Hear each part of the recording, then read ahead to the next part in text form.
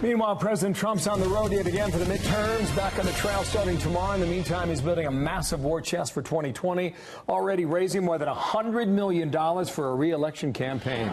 America's A-Team, Josh Holmes, former Chief of Staff to Senator Mitch McConnell, Matt Bennett, Senior Vice President, co-founder of Third Way, Brian Brenberg, Executive Vice President, Chair of the Business and Finance Program at the King's College here in New York City. Gentlemen, nice to see you all. Arizona, Nevada, Montana at the end of the week. $100 million in a war chest. Someone's looking down the road, huh, Josh? Well, yeah, I mean, ordinarily a president would catch some heat for raising $100 million into his own account while Republicans are still having all kinds of money issues across this country. But actually, in reality, there's no president in modern history who's done more in a midterm, both in terms of fundraising for down-ticket Senate and House Republicans, but also the political travel. I mean, as you just said, he's everywhere. He's always on the road. He's always on the road, tons of energy, and everybody wants to have him. So it's really been a huge asset for the party. Is that a good thing? Does that scare Democrats? I have to agree with Josh. He's done a lot for down-ballot candidates, Democratic candidates. When he goes on the road, he helps us,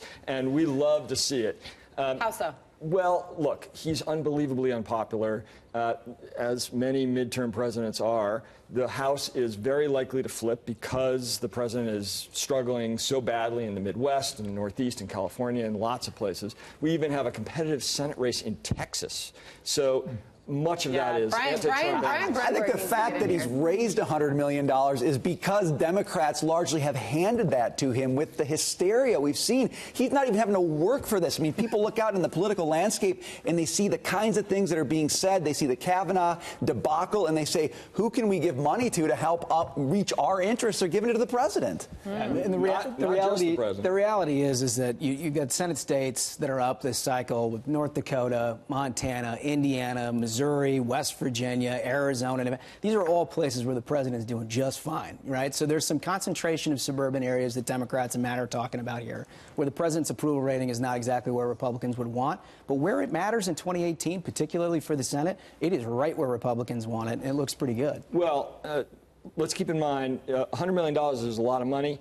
Beto O'Rourke, in a Senate race, in 1 month, raised $38 million. We're going to get to that in our coming up. Yes, it's a lot of money. Apparently doesn't want to share any of that money either. No, he's still 1%. You're going to hear that momentarily. Yeah. Here, Elizabeth Warren made a lot of waves yesterday. I don't know where this story goes, but I think it went in ways that even she did not expect. Here's the tweet from the president. Now that her claims of being of Indian heritage have turned out to be a scam and a lie, he writes, Elizabeth Warren should apologize for perpetuating this fraud against the American public. Harvard called her a person of color, amazing con, and would not have taken her otherwise. What do you think this does to her chances? Well, did it cloud it more than she thought it was going to clarify? I mean, the best thing for her would have been to let this issue slowly die, and instead she lifts it up and gives it new life. And now we're going to talk about it. She had to do something, though, right? Because this is not the something you want to do. Her name is up there when you look at the Democratic field for 2020. Here's the latest CNN poll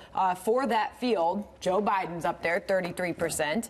Bernie Sanders, 13%. Kamala Harris, Elizabeth Warren getting 8% on that particular poll. So she sees her chances increasing. Perhaps she felt she needed to do something. Look, the president just would not let this drop. He has a nickname that many of us regard as completely racist and outrageous for her. And what she wanted to do was call his bluff.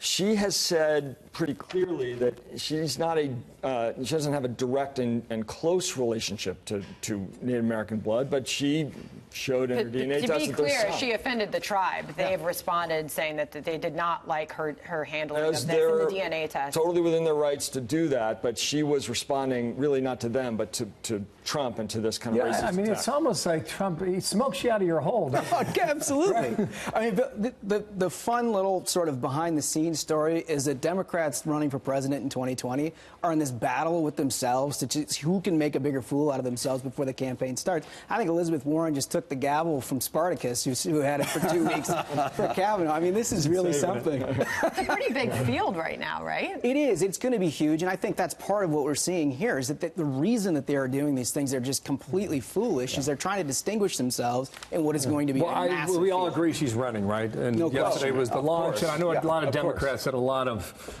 agita because you're 22 days as of yesterday from a midterm election. Everybody thought, you channel the energy in the direction in that way. But I think Joe Biden's running.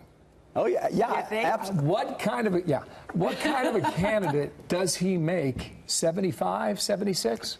Well, he looks like, actually, relative to the field that we're looking at right now, he actually looks like the sane candidate. He looks like the safe candidate, the candidate that's carrying forward the best of the Democratic Party historically. I mean, that's kind of odd for me to say, but in this field, which is going to tear itself apart, by the way, all the way to the convention, I think Biden is going to look like the steady hand. And that's going to be his advantage. And therefore disqualifying himself for the nomination. That's right. That's why he can't win, yeah. That response. Sure. I mean, the well of affection for Joe Biden among Democrats is as deep as it is for any candidate. People love him. He's going to have to prove that he should be the one. There's a big field, as you say. Mm-hmm. He's going to have to compete for it for a year if he runs, and prove that he should be our nominee. We'll see him on Monday in Nevada. Right. In a really close Senate election. Let me just say to Josh's point about Trump, he's been enormously helpful to our candidates as well. Oh. We heard that earlier. I don't know about that. We just finished where we started with you. We will see about that. All three of you. We're going to have you you back in a little bit. Thank you.